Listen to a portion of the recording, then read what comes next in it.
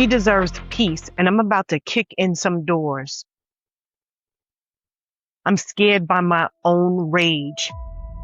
My thoughts to calm my inner beast yell frantically. I'm standing in the hall murmuring about these motherfuckers pushing me too far.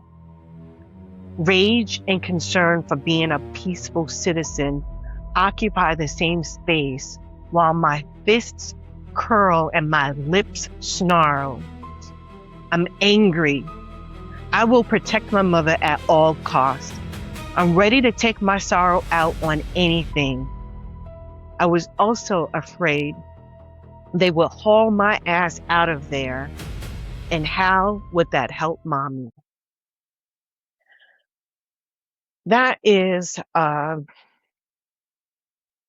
passage from my journal in August 2008. This was my remembering some of the things I experienced in the hospital, well, in the process of moving my mother to hospice. I pulled out this journal because I did another video about Nolan Wells, the young man from Mississippi who was 18 years of age when his life and his light was brutally extinguished. Yeah, I'm going to say brutally. Whether it was by water or by people, it was still brutal. And I wanted to come on to just give a prompts that I went through in dealing with loss and grief, and also to provide a resource that was really helpful, and that was the grief recovery method. In my previous video, I talked about how the 5 stages of grief was something that was created by Elizabeth Kubler-Ross. That was her helping people who were facing their mortality, who had an illness and were facing their mortality, to help them through those stages. It was never designed for the people who were surviving the loss of another. So here's some prompts that I have in my journal. And I have, first, do I want to heal from this loss? Do I want to heal from this loss? First, hear me. A lot of people will say, you will never get over. You will never get over. I did really drop into my spirituality to understand that death is not permanent. We lose the physical, but the soul that inhabited the body is still present. I have had too much proof of my mother showing up in spirit. And this is why psychics help people find closure, is that you know that your loved one is not completely gone. They are just not in the physical. And yes, it is painful and uncomfortable and sad to not have them in a physical, because after all, this 3D experience is very distinct from the unseen. All right. But there's something that provides a level of comfort to know that they're not gone. All right. The next question is, have I stopped blaming myself for whatever it is? Have I stopped blaming myself?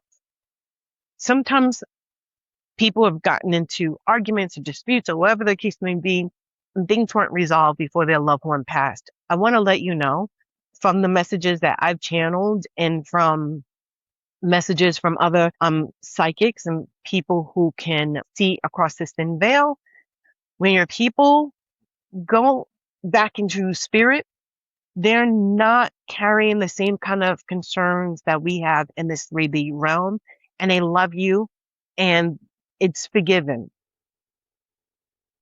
Even if you've done some crazy mess, they go back into spirit and know that we do crazy mess happens in a 3D for some purpose. Okay. Next one is, what can I do to become more accepting and forgiving of my own behavior? Let's see. Do I have anything else?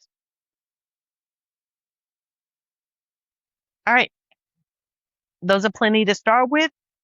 And these are prompts that you can journal to help you through. If you have anything you'd like to share, if you have questions about how I've gone through my process or any questions about the prompts, please comment below. And if there's someone that you know that's dealing with a loss, and it doesn't have to be a loss of life, loss of a pet. It could be a loss of something favorite. I know I said pet, but that is a life. Let's see. That's all I have.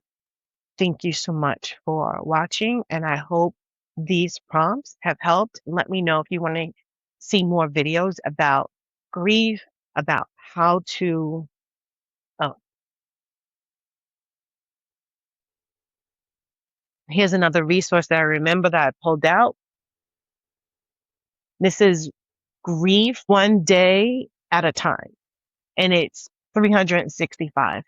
I've often told people to wait 365 days, like go through 365 days after a loss of a loved one, because you're going to hit every season, every holiday, every anniversary, every birthday, every day of the year without your loved one. And I think that's where I started to do my recovery work and not rush myself through. I wanted to experience at least 365 days. And that includes, like I said, every Mother's Day, Father's Day, Siblings Day, Children's Day, all of it. And with social media, if you are on social media, it definitely drives up, or it can drive up a level of friction that we might have been able to escape. It took me 6 to 8 years to be able to even open up any of my social media apps around Mother's Day and Father's Day. Well, for Mother's Day for sure. All right. Until the next video, be well. Thank you for watching. Subscribe, share the video to someone who's going through a loss, and I will see you the next time. Bye for now. Lisa. Free feather.